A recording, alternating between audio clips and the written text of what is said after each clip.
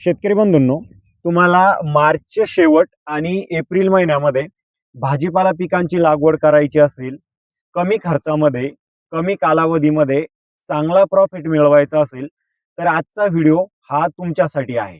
कारण आजच्या व्हिडिओमध्ये मी तुम्हाला एकंदरीत 4-5 भाजीपाला पिकं सांगतो.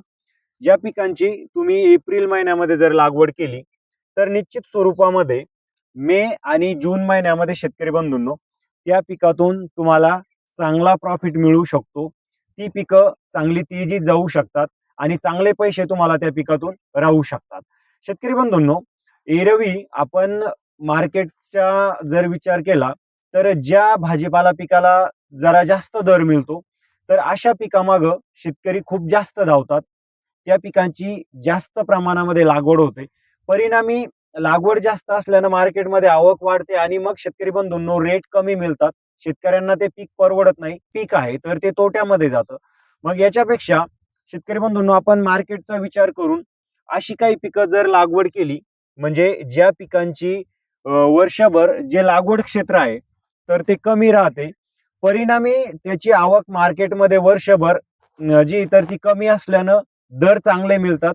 सरासरी दर जरी त्या पिकांना मिळाले तरी चांगले पैसे आपल्याला त्या पिकातून मिळू शकतात. तर अशी पिकं मी तुम्हाला आजच्या या व्हिडिओमध्ये सांगण्याचा प्रयत्न करणार आहे. जून किंवा जुलै हे जे पुढचे 2 महिने आहेत, मे, जून, जुलै, तर या काळामध्ये निश्चित स्वरूपामध्ये या पिकातून तुम्हाला तिथं चांगले पैसे मिळू शकतात. त्याचबरोबर 1-2 अशी शॉर्ट टर्म पिकं मी तुम्हाला सांगणार आहे, की जी पिकं कमी खर्चामध्ये एकदम कमी कालावधीमध्ये तुम्हाला उन्हाळी हंगामामध्ये तिथं चांगला प्रॉफिट मिळवून देऊ शकतात. नमस्कार शेतकरी बंधूंनो, मी ज्ञानेश्वर बकाल. आपल्या बकाल ॲग्रो पॅटर्न या शेतीविषयक युट्यूब चॅनलमध्ये सर्व शेतकरी बांधवांचं पुन्हा एकदा अगदी मनापासून स्वागत करतो.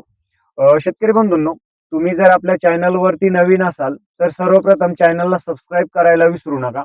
त्याचबरोबर नोटिफिकेशन बेल हा ऑन करा, म्हणजे येणाऱ्या नवीन व्हिडिओचं नोटिफिकेशन सर्वात अगोदर तुम्हाला मिळेल. कारण आपण असे नवनवीन उपयोगी व्हिडिओ शेतकऱ्यांसाठी बनवत असतो.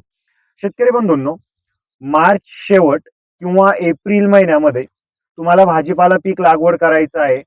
कमी खर्च आला पाहिजे, उत्पादन चांगलं निघालं पाहिजे, प्रॉफिट चांगला मिळाला पाहिजे. मग कोणत्या पिकांची आपण लागवड करावी? कारल्याचं पीक. शेतकरी बंधूंनो, एरवी आपण आपल्या मराठी शास्त्रानुसार जर बघितलं तर उन्हाळी हंगामामध्ये शेवटच्या टप्प्यात कारल्या पिकाची लागवड आपण अक्षय तृतीयेला करत असतो. जवळपास 70% शेतकरी अक्षय तृतीयेलाच कारला पिकाची तिथे लागवड करतात. पण असं नाहीये की अक्षय तृतीयेलाच आपण कारला पिकाची लागवड करावी. शेतकरी बंधूंनो, आपण आता सुद्धा कारला पिकाची जर लागवड केली तर एकंदरीत शेतकरी बंधूंनो एक 4-4.5 महिन्याचं हे पीक आहे. तुम्ही चांगलं नियोजन ठेवलं तर 5-5.5-6 महिन्यापर्यंत सुद्धा हे पीक पुढे जातं. तुमचं फवारणीचं आणि खताचं नियोजन जर चांगलं असेल तर. लागवडीनंतर शेतकरी बंधूंनो, एक साधारण 55-60 दिवसांनी जो आपल्याला तोड आहे, म्हणजे जे उत्पादन आहे, तर ते कारले पिकातून तिथं मिळायला सुरुवात होते. साधारण 3ऱ्या-4थ्या दिवशी आपल्याला कारले पिकामध्ये जी तोडणी आहे तर ती करणे तिथं गरजेची असतं. शेतकरी बंधूंनो, कारले पिकाची तुम्हाला लागवड करायची झाल्यास त्याला जी तार आणि बांबूची बांधणी करणे अतिशय गरजेचं आहे. कारण हे वेलवर्गीय पीक असल्यामुळे लटकच्या स्वरूपामध्येच याचं उत्पादन आपल्याला तिथं चांगलं मिळतं. त्याचबरोबर एप्रिल महिन्यामध्ये तुम्हाला कारला लागवड करायचं आहे, तर मल्चिंग असली तर उत्पादन तिथं चांगलं मिळतं. उत्पादन वाढीसाठी तिथं एकंदरीतच चांगला फायदा होतो बेड मल्चिंगचा. आता शेतकरी बंधूंनो, कारला पिकामध्ये तुम्ही ड्रीपवर लागवड करणार असेल, बेड मल्चिंगवर लागवड करणार असेल, तर जो भेसळ डोस आहे तर हा देण्याची तुम्हाला तिथं गरज नाहीये. एकंदरीत जो भेसळ डोस साठी लागणारा खर्च आहे शेतकरी बंधूंनो, हा जर तुम्ही वॉटर सोल्युबल मध्ये तिथं लावला तर कुठंतरी तुमचा एक खर्च कमी होणार आहे आणि उत्पादन सुद्धा तिथं चांगलं मिळणार आहे. कारण शेतकरी बंधूंनो, मार्केटमध्ये वॉटर सोल्युबलच्या एवढ्या चांगल्या ग्रेड आलेल्या आहे, ज्या वेळोवेळी पिकाच्या स्टेजनुसार जर तुम्ही तिथं देत राहिला तर भेसळ डोस तुम्हाला देण्याची तिथं बिलकुल गरज सुरुवातीच्या काळातच पडणार नाही. भेसळ डोस साठी लागणारा जो खर्च आहे तोच तुम्ही वॉटर सोल्युबल मध्ये तिथं लावा. पीक चांगलं येईल, उत्पादन चांगलं मिळेल शेतकरी बंधूंनो. आणि एकंदरीत जो खर्च आहे तर तो सुद्धा तुम्हाला तिथं कमी लागेल. जर तुम्ही आता लागवड केली तर सध्या जरी तुम्ही कारले पिकाचं मार्केट बघितलं तर 450-500 रुपये कॅरेट पर्यंत कारले पीक जे आहे तर ते मार्केटमध्ये त्याला दर मिळतोय. शेतकरी बंधूंनो, त्यानंतर जे दुसरं महत्वाचं पीक आहे तर ते आहे दोडक्याचं पीक. तुम्हाला मी मागच्या 1-2 व्हिडिओमध्ये सुद्धा दोडका पीक रिकमेंड केलं होतं शेतकरी बंधूंनो. साधारण 2 महिन्यापासून मी तुम्हाला ते सांगतोय की दोडका पीक लागवड करा. आता जर तुम्ही दोडक्याचं जे मार्केट आहे तर ते बघितलं तर साधारण 500 रुपयापर्यंत दोडका मार्केटमध्ये विकतोय. आणि हे सरासरी दर आहे शेतकरी बंधूंनो. एवढ्या दरामध्ये दोडक्याचं पीक जे आहे तर ते परवडते. सेम कारल्या पद्धतीनंच दोडक्याचं पीक आहे शेतकरी बंधूंनो. 55-60 दिवसानं तोडा जो आहे तर निघायला सुरुवात होते. 3ऱ्या-4थ्या दिवशी तुम्हाला पिकिंग म्हणजे जो तोडा आहे तर तो तिथं करावा लागतो. तार बांबूची बांधणी करणे तिथं आवश्यक आहे. आणि सेम जसं मी कारल्याचं तुम्हाला लागवडीचं नियोजन सांगितलं, सेम तशाच पद्धतीचं तुम्ही दोडका पिकासाठी नियोजन जर फॉलो केलं, बेसल डोस नाही टाकला आणि ड्रीप मल्चिंगवर लागवड करून जर वॉटर सोल्युबलचं चांगलं मॅनेजमेंट तुम्ही ठेवलं तिथं खत व्यवस्थापनामध्ये, तर चांगले पैसे दोडक्याच्या पिकातून तुम्हाला तिथं मिळू शकतात. खर्च सुद्धा तुम्हाला कमी लागेल आणि उत्पादन पण चांगलं मिळेल. भेंडीचं पीक एरवी आता टेम्परेचरचा जर आपण विचार केला तर टेम्परेचर सध्या आपण मराठवाड्यातलं जर बघितलं तर 35 ते 38च्या दरम्यान टेम्परेचर आपल्याला पाहायला मिळतंय. साधारण भेंडी पीक जर आपण बघितलं तर 45 ते 46 डिग्री सेल्सिअस पर्यंत तग धरू शकतं एवढ्या तापमानामध्ये. त्याच्यामुळे एप्रिल महिन्यामध्ये तुम्ही भेंडी पिकाची सुद्धा लागवड करू शकता. भेंडीला जर तुम्ही मल्चिंग केली शेतकरी बंधूंनो तर एकंदरीतच चांगला फायदा होईल. जर तुमच्याकडे ऑलरेडी असेल तर पूर्वीच एखादं पीक तुम्ही लागवड केलेलं असेल, चांगल्याच मायक्रॉनची मल्चिंग टाकलेली असेल, तर त्याच उष्ट्या बेडवरती तुम्ही भेंडी पिकाची तिथं लागवड करू शकता शेतकरी बंधूंनो. किंवा नवीन तुम्हाला करायचं असेल तर बेड मल्चिंग करून जर लागवड केली तर उत्पादन वाढीसाठी चांगला फायदा होईल. किंवा नसेल परिस्थिती तर साध्या ड्रीपवर सुद्धा तुम्ही लागवड करू शकता शेतकरी बंधूंनो. आणि सेम तुम्ही जे मी तुम्हाला बेसल डोस सांगितलाय, ड्रीपवर जर तुम्ही भेंडीची लागवड केली तर बेसल डोस देऊ नका. वॉटर सोल्युबल चा चांगला वापर करा. चांगला तुम्हाला तिथं त्याचा परिणाम पाहायला मिळेल. उत्पादन चांगलं निघेल.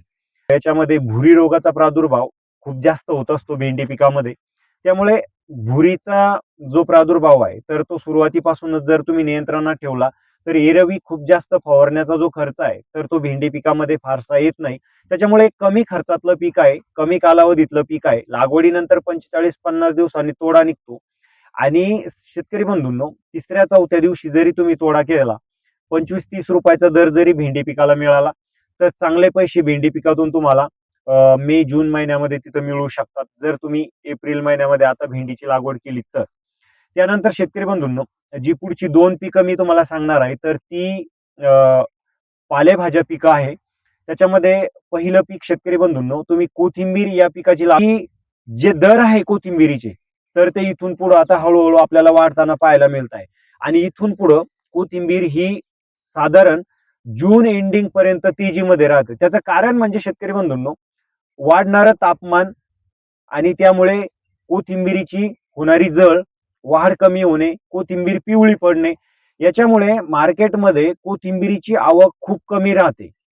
आणि उन्हाळ्यामध्ये कोथिंबीरीला मागणी दैनंदिन आहारामध्ये मागणी चांगली असल्यानं, आवक कमी असल्यानं रेट खूप चांगले मिळतात.